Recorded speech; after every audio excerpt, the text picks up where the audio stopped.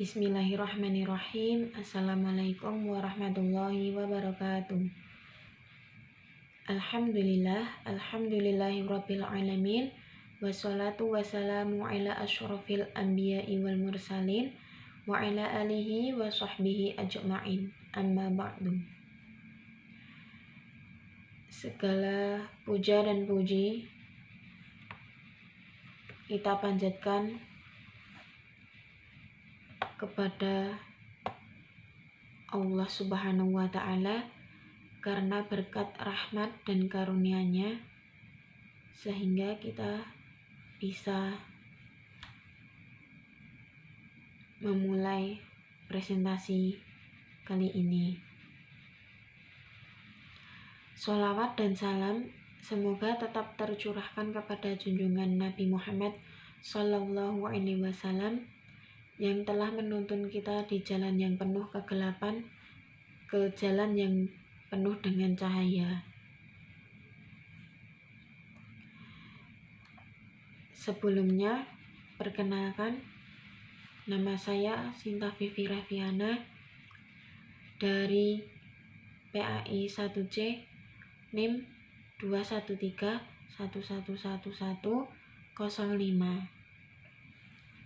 Di sini, saya akan mempresentasikan tentang makalah kami yang berjudul Analisis Kritis Ketentuan-Ketentuan Daerah Khusus dalam Kitab Al-Ahkam As-Sultaniyah atau wilayah-wilayah yang mempunyai hukum tertentu.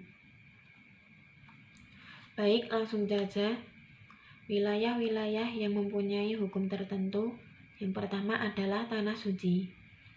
Tanah Suci adalah Mekah dan daerah sekitarnya telah ditetapkan sebagai Tanah Suci. Allah Subhanahu wa ta'ala menyebut kota ini dengan nama Mekah dan Bakah. Tanah Suci adalah tanah yang berada di sekeliling Mekah. Batasnya dari jalan ke Madinah dan sebelum Taim adalah pada rumah-rumah Bani Khayfar dalam jarak 3 mil.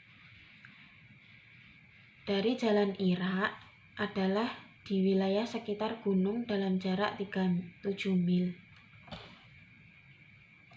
Dari jalan Ji'ronah adalah di Sa'id Ali Abdullah bin Khalid dalam jarak sejauh 9 mil.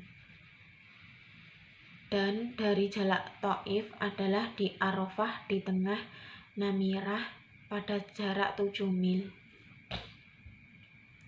Dari jalan Jaidah adalah di daerah perbatasan Asyair dalam jarak 10 km. Tanah Suci mempunyai hukum yang berbeda dengan wilayah-wilayah lainnya. Allah Subhanahu wa ta'ala berfirman, ketika Ibrahim berdoa, "Ya Tuhanku, dan ingatlah, jadikanlah negeri ini negeri yang aman dan sentosa." Surat Al-Baqarah ayat 126. Hukum-hukum khusus yang berhubungan dengan Tanah Suci. Yang pertama adalah Tanah Suci tidak boleh dimasuki oleh orang luar dalam keadaan berpakaian biasa. Maksudnya adalah orang luar harus mengikuti aturan di Tanah Suci tersebut. Yang kedua, penduduknya tidak boleh diperangi karena Rasulullah Shallallahu Alaihi Wasallam mengharamkan untuk membunuhnya. Maksudnya, semua orang di dalam penduduk itu tidak boleh berkelahi atau membunuh. Yang ketiga, diharamkan berburu bagi penduduk Tanah Suci dan yang tidak berdomisili di situ. Yang keempat, diharamkan memotong pohon yang tumbuh sendiri dan tidak diharamkan memotong pohon yang sengaja ditanam oleh manusia.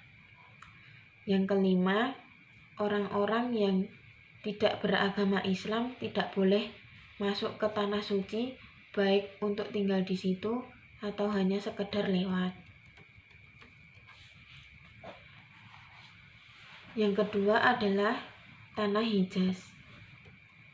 Tentang tanah Hijaz, Al-Asmu'i berkata bahwa ia dinamakan sebagai tanah Hijaz karena berada di tengah antara Najd dan Tuhamah.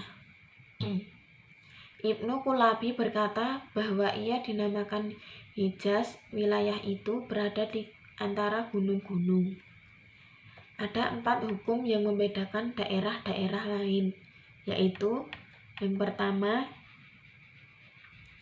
wilayah itu tidak boleh ditempati oleh orang musyrik seperti kalangan zimmi atau kafir mu'ahad.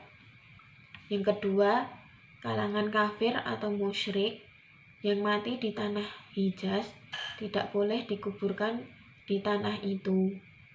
Maksudnya adalah orang setempat di situ yang beragama kafir atau musyrik tidak boleh dikuburkan di tanah itu. Yang ketiga, kota Rasulullah SAW mempunyai status tanah suci yang terjaga. Yang keempat, karena tanah Hijaz dibebaskan sendiri oleh Rasulullah SAW, maka ia terbagi menjadi 2 macam, yaitu sedekah-sedekah Rasulullah SAW. Hukum-hukum wilayah selain tanah suci dan Hijaz. Wilayah selain tanah suci dan Hijaz ada 4 macam, yaitu yang pertama, tanah yang penduduknya masuk Islam. Karena itu, tanah tersebut menjadi tanah 1/10. Yang kedua, tanah mati yang kemudian diolah oleh kaum muslimin. Dengan pengolahan tanah itu, maka status tanah menjadi tanah 1/10. Yang ketiga, tanah yang dikuasai oleh tentara yang mendapatkan perampasan perang, maka tanah itu menjadi tanah 1/10. Yang terakhir, yang keempat adalah dan tanah yang penduduknya diajak berdamai, maka tanah itu menjadi fa'i dan tanah itu dikenakan kharaj. Hukum-hukum wilayah khusus di Indonesia. Negara Kesatuan Republik Indonesia dibagi atas daerah-daerah provinsi. Negara mengakui dan menghormati satuan-satuan pemerintahan daerah yang bersifat khusus atau bersifat istimewa yang diatur dengan undang-undang. Yang dimaksud satuan pemerintahan daerah yang bersifat khusus adalah daerah yang diberikan otonomi khusus. Daerah-daerah tersebut yaitu yang pertama, Provinsi Daerah Khusus Ibu Kota Jakarta. Yang kedua, Daerah Istimewa Yogyakarta. Yang ketiga, Provinsi Aceh.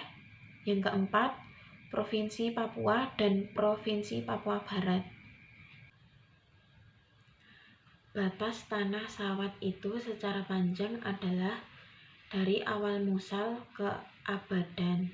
Lebarnya dari Uzaid Qadisiyah ke Wulwan, sehingga panjangnya adalah 160 faras dan lebarnya adalah 80 faras. Sedangkan wilayah Irak lebarnya mencakup tanah Sawat dan panjangnya lebih pendek dari tanah Sawat.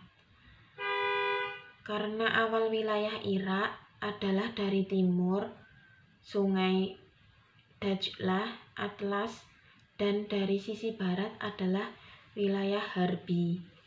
Lalu memanjang hingga perbatasan Basrah, yaitu Pulau Abadan, sehingga panjangnya adalah 125 faraj dan lebarnya 80 faraj.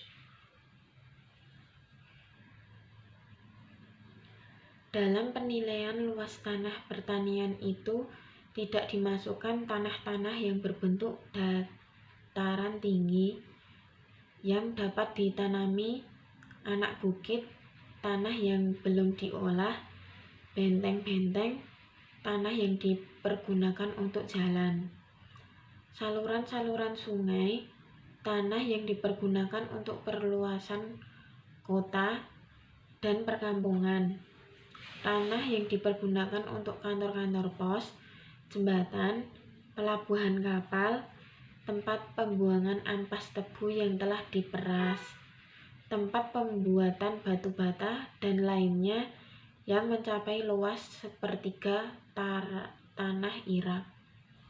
Dari luas tersebut, yang tidak dipergunakan sebagai lahan pertanian dan perkebunan adalah setengahnya, sedangkan sisinya digunakan sebagai lahan pertanian dan perkebunan.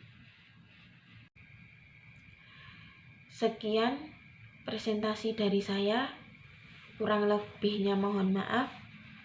Wassalamualaikum warahmatullahi wabarakatuh.